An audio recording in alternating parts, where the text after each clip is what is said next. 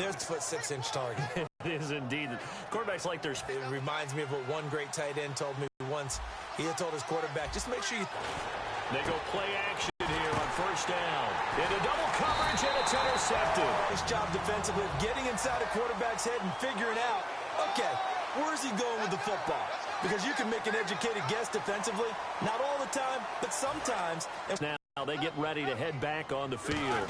Looked like they had something going last drive. Then the interception happened. Will they recover?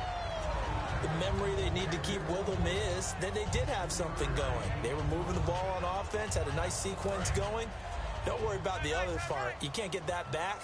Let's go back to what you were doing well before. I thought you were going to say they need to have no memory, but remember the good part, forget the bad. I like that even better. On the right side, caught by Green. And he'll be taken down across the 50 at the 45 in enemy territory. Okay, when the big guy runs a corner route, you're asking a lot no matter who's covering him. Doesn't matter whether it's a linebacker or a defensive back. Yeah. He usually has the advantage because of his body type. On first down, it's Roethlisberger. Hauled in by Wheaton over the middle. And he's going to get this inside the 30. It's a pickup of 16 there, and it'll lead to a new set of downs. Throwing now, Roethlisberger on first down. He couldn't quite hold it. Got hit. Ball pops out, incomplete.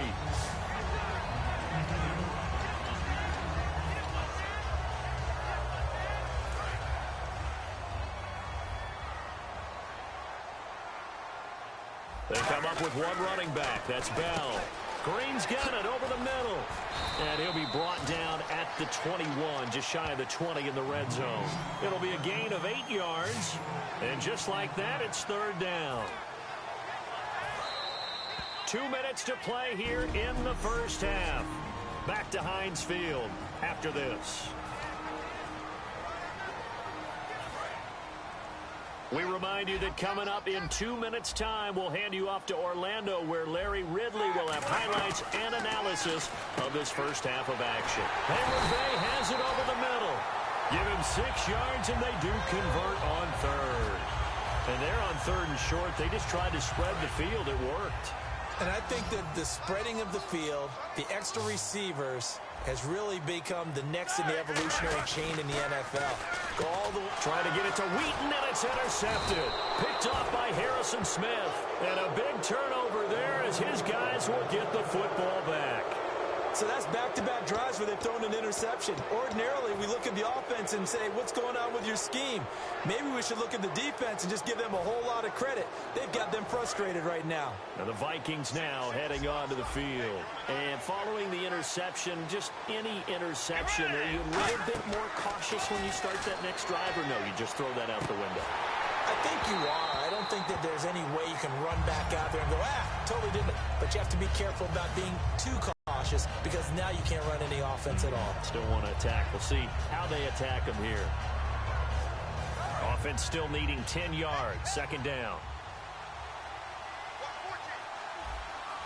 They come out with one back and 3 tight ends.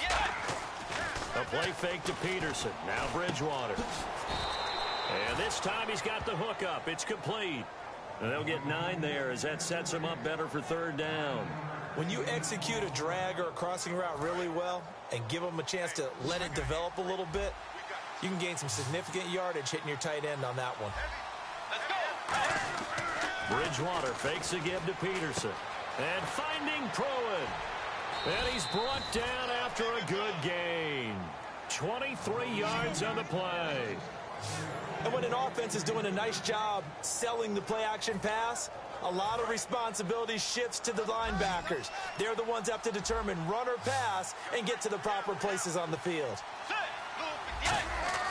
Now a play fake here on first down. And this is incomplete. Michael Pruitt, the big tight end, is intended receiver. Happy holidays, everyone. It's a great time of year, isn't it? And I know that we've had a blast doing these updates here for Madden. And we certainly hope that you've had a blast receiving them. Now, Week 16, we will not have updates for you, but we'll be back for Week 17. We will indeed. I like how you just popped in there right after the incompletion. Happy holidays, very enthusiastic. No, certainly, everybody enjoy the time with friends and family, and looking forward to 2017. And he'll get into the end zone. Touchdown, Minnesota. Minnesota. Michael Pruitt, 56 yards. And the Vikings find a way to stretch their lead. He's got it, and the lead moves to 15-6. The drive summary that time, 5 plays. And it all culminates in a touchdown for Minnesota. After the touchdown, Lutz to kick it off. It's Marcus Wheaton now to return it. And he'll take it past the 25 and up to the 28-yard line. The Steelers offense now, they head back onto the field. And what do you think goes on here in this situation? If you got the football, you're trailing, you're back in your own territory with just a little time. Do you try something? You're thinking about jump-starting your team, right? You just mentioned they're down. They're trying to get back into the game. But you got to figure if something goes wrong, you may have put yourself in a spot where you may not be able to come back in the second half. Managing risk is a big decision here. And boy, that one drops incomplete, but if he was hit a fraction sooner, it may have been a fumble. When defenses get to the quarterback that quickly, a lot of times it's called a jailbreak. It wasn't quite that fast, but fast enough that he had no time to look downfield and set himself to throw the ball. And as he tried to do that, he was hit, and it forced an incompletion. On third down, Roethlisberger. Out left here, it's complete to Wheaton. And he's got the first down yardage before he's brought down at the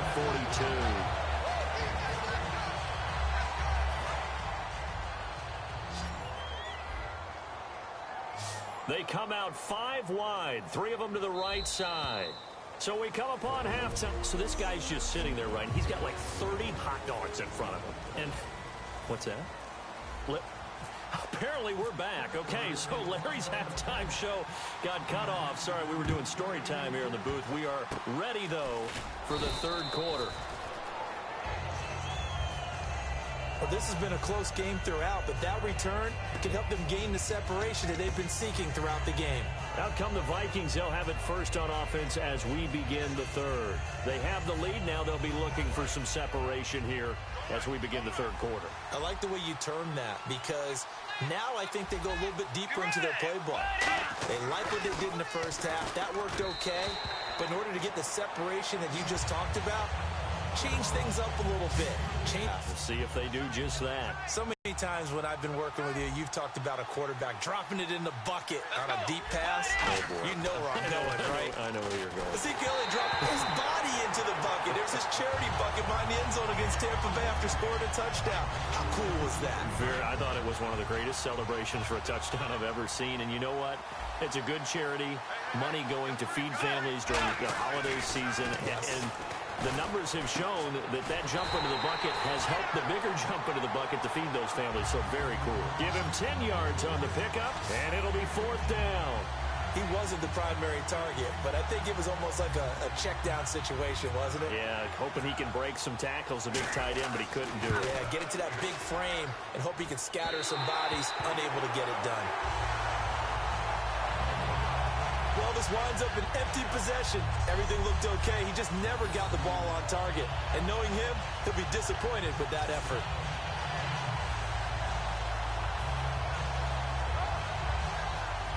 And Pittsburgh getting set to take the field. They were able to get the stop defensively. Now a chance really to set the tone here in quarter 3.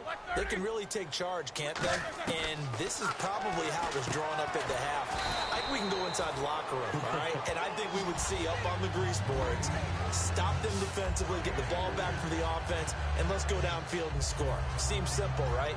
The last part, we have to find out that's going to happen. But the first part worked to perfection.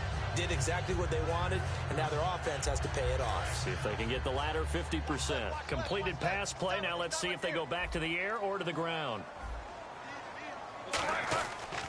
They'll pitch it out to Bell. And he'll be brought down at about the 42. 3 yards on the pickup. That's going to set up an interesting third and about 4 to go. Partner, we know today's NFL is really built around the guy throwing the football. But these short runs, they still pay dividends because they can take their toll on a defense, and they can add up as the game goes along. You control the clock, you control the ball, and that way you often control the game. And he got blown up, losing yardage on the play back at the 44. He lost 2, and it brings up 4th. They'll try and throw for it with Roethlisberger. And this is incomplete. The Steelers try it, but they come up empty on 4th down. Brandon, I think the NFL in recent years made an absolute brilliant tactical decision, and that was to move a lot of the divisional games to the end of the year in hopes that it would mean something. And, you know, remember at that time it was, hey, we don't want people to rest players down the stretch. But I think it's worked brilliantly because we've got some big-time games potentially showing up here at the end of 2016. Adds intrigue in some big games. Intrigue also, though, because even if you've got two teams that maybe are having bad seasons, they're usually rivals, and that helps at the gate. It certainly does. Helps in a lot of ways. Even if you're not playing for a playoff spot, as you said, if you're a rival, it still gets the interest of the fans. And the grab made by the tight end Pruitt. And taking it across midfield and just shy of the 40. And the play goes for nothing. Now the Steelers put a stop to the action with a timeout defensively. It's just their first, so 2 remaining as they burn one here in this 3rd quarter.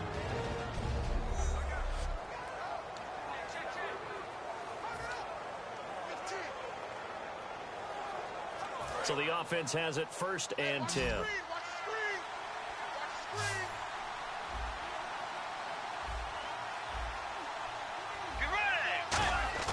They go play action here on 1st down. And no escaping this time as he'll go down. They got him for a sack. The game plan for any defense is finding ways to make a quarterback uncomfortable in the pocket. When you bring pressure from all angles, you never know who's going to get home. In this case, the left cornerback, right in the face of him, puts him down. And a quick throw here, that's complete. And they'll get 9 there as that sets him up better for 3rd down.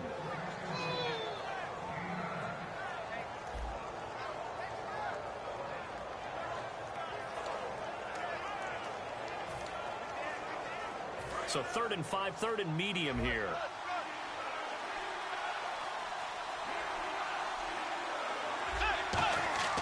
They go play action. And no escaping this time as he'll go down. They got him for a sack.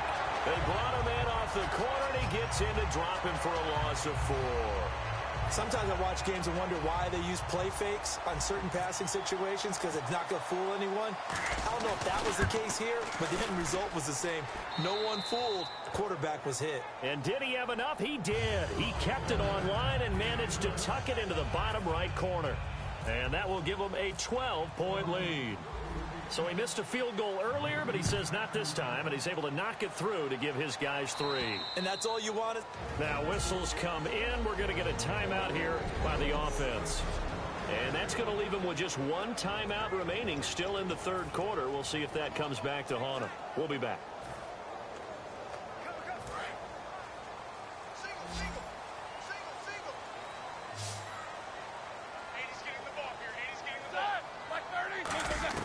Throwing now, Roethlisberger on 1st down. Now he'll dump it underneath to his running back, complete. 4 yards on the pickup, and it's a 2nd down. In the pocket fired over the middle. That makes things tougher defensively, doesn't it? It really does, because your goal is to move the quarterback off his initial spot when he gets his drop back completed. But when you have that type of height, he can stay in there. If he's willing to take the hits and just fire over the top, which saves him time and actually completes a play a little bit quicker than it normally does for a quarterback who has to slide and find open space to throw. And after that completion, you can understand why so many teams in the league are emphasizing speed on defense at every position. The tight ends have created so many tough matchups now. If you can't run with a tight end as a linebacker, this is going to be the result every time. They pick up 12 on the play there, and they move the chains. Now, coaches always harp on the quarterback reading the defense and getting it to the open man. That's good recognition there. And how about what he did after the catch? Yeah, hit your tight end, let him get some rack. Yeah, when he gets moving, not many guys want to come over and put a hit on him, do they? And into the end zone. Touchdown, Pittsburgh. Antonio Brown, his 2nd touchdown of the night. And the Steelers are able to make this a close game again. I know Paul Revere talked about by land or by sea, right? You know, one by land, two by sea. He didn't mention air because right now we're seeing a big-time performance, aren't we? That's 2 touchdowns so far in this game. Where'd you pull that one from? And, you know, every now and then I actually listened in history class. And you're just a scholar all the way around. You're reading all the time. I like that you fit that into the broadcast. You know, I just grab a nugget when I can.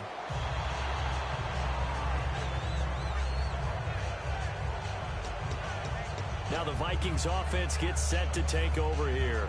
And fortunate to get points on the board last time. They had to hit a really long field goal to do so. The kickers in today's game are so good and so skilled and hit from distances that we almost start to take them for granted. And we can't do that. That's a long field goal that they got 3 points out of. They've got to feel good about that. And they better make sure they love him up because he's helped them out. Yeah, now we'll see if that offense can put 6 on the board here. We'll see. Seeing that play and understand just how tough it is to cover tight ends, especially the ones running around the NFL nowadays, makes me glad I didn't make it in that league. I would have had a really difficult time. But now you get to sit up here with me. Yeah, and that's fun, isn't it? And what a really nice game right there on first down for them. And no escaping this time as he'll go down. They got him for a sack. Daniel McCullers able to drop him for a loss of 4. Defense went 3-4. They got some push from the inside. And this is something in a 3-4 you don't normally get because the nose tackle who got the sack, he's usually responsible or ends up getting double-teamed and sometimes triple-teamed. How about him working his way back and putting the big guy on the ground? That one goes for 24 yards. Love the call by the offensive coordinator, recognizing the situation very well, calling for the play-action pass and completing it. So after that big gain, let's see what else the offense has up its sleeve. Peterson alone in the backfield. Here's Bridgewater. It's a short one here, complete to the tight end. 7 yards, the pickup on the pitch and catch. They gave up the completion there, but this is what zone defenses count on. Catching the ball and not much run after the catch.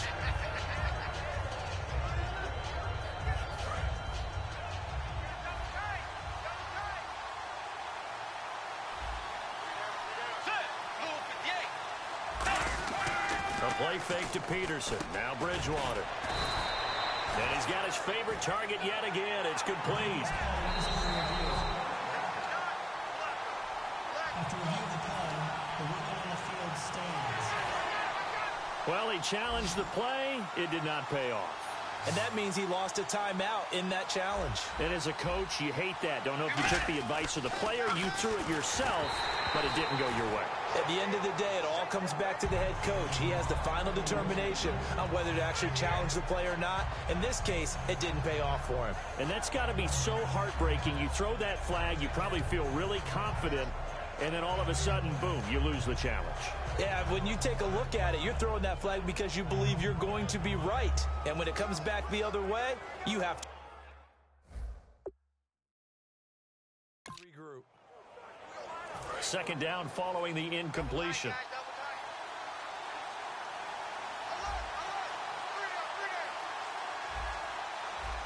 They come out with 1 back and 3 tight ends.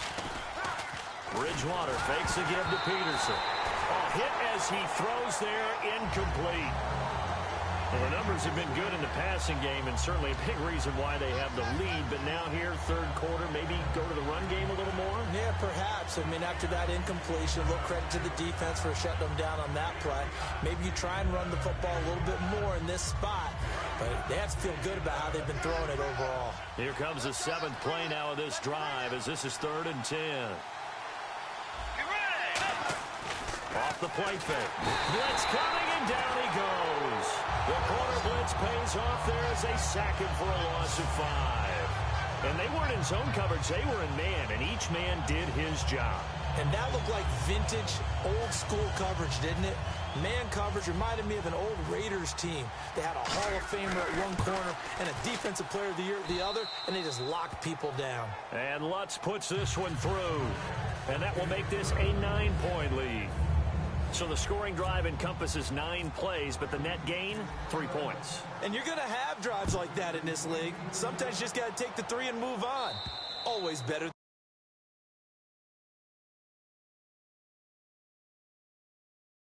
Nothing.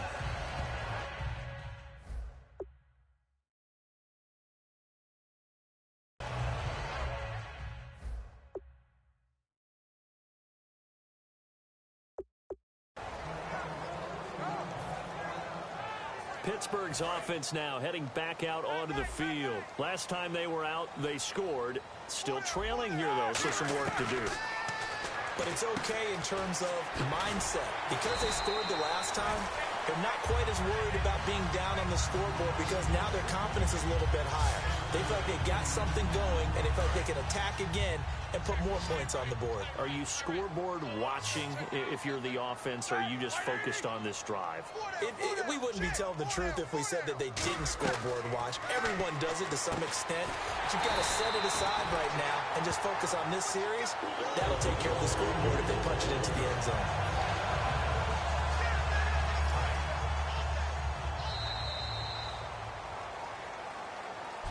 Back now in Pittsburgh. It's the Steelers with the football, but trailing here as we get going. Now a play fake here on first down. Oh, the ball comes out on the hit, but they'll say it's incomplete. The good signal callers would never go back in the huddle and play the blame game because they need those guys to protect him. But on that last one, his offensive line, they lost their leverage very quickly, and that's why they were able to get to him and hit him as he tried to throw the football and force an incompletion. 2nd and 10 now. It's Roethlisberger. And that's off the mark, incomplete. Sammy Coates, the intended target there. And it's 3rd down. It's always tough for the guys throwing the football when they think they've got a completion and the ball's almost there, and then someone sneaks a hand or two in and bats it away. So a 2nd down incompletion now brings up 3rd down. On 3rd down, Roethlisberger. And the 3rd down pass falls incomplete. I guess they figure with a guy who is that hot downfield, who knows how to get the ball into the end zone, you throw it up and give him every opportunity, even though that one fell incomplete. Yeah, he's already been in the end zone multiple times, tried to target him again deep there, but unsuccessful.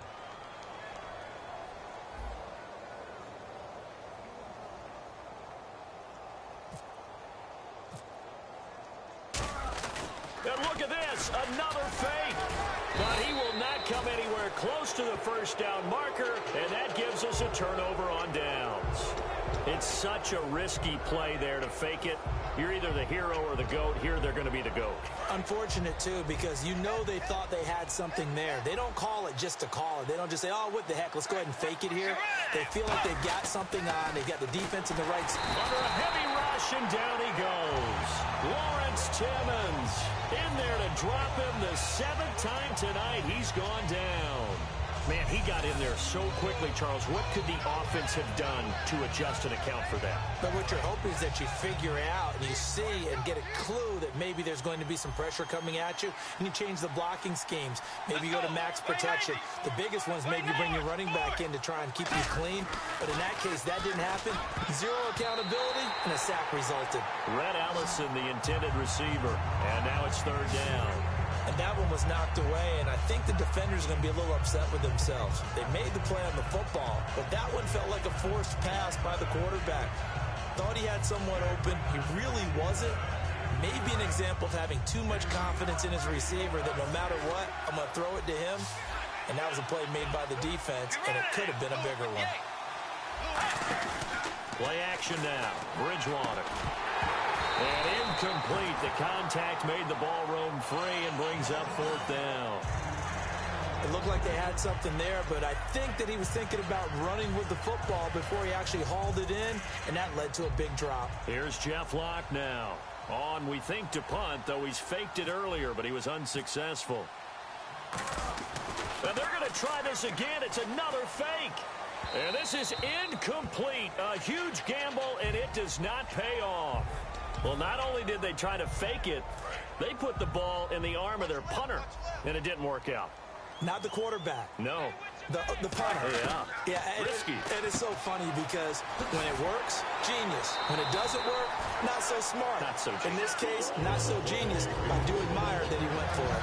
That was a nice completion on an out route, and those types of plays are the result of arm strength by the quarterback and timing by the receiver. Brown, the lone receiver left. They go play it, and no escaping this time as he'll go down. They got him for a sack. Brian Robinson in there to sack him for a loss of 6. A fake to Bell. Now it's Roethlisberger. Hauled in by Wheaton over the middle. A good pickup there at 22. And passing yardage-wise, now up over 350 in this game. Pretty nice performance. Definitely that, which usually means you're putting a lot of pressure on guys trying to cover. If you're a defensive back and they put over 350 yards on you, you've had a... And Big Ben intercepted a 3rd time. Picked off by the Pro Bowler, Anthony Barr. And he brings it back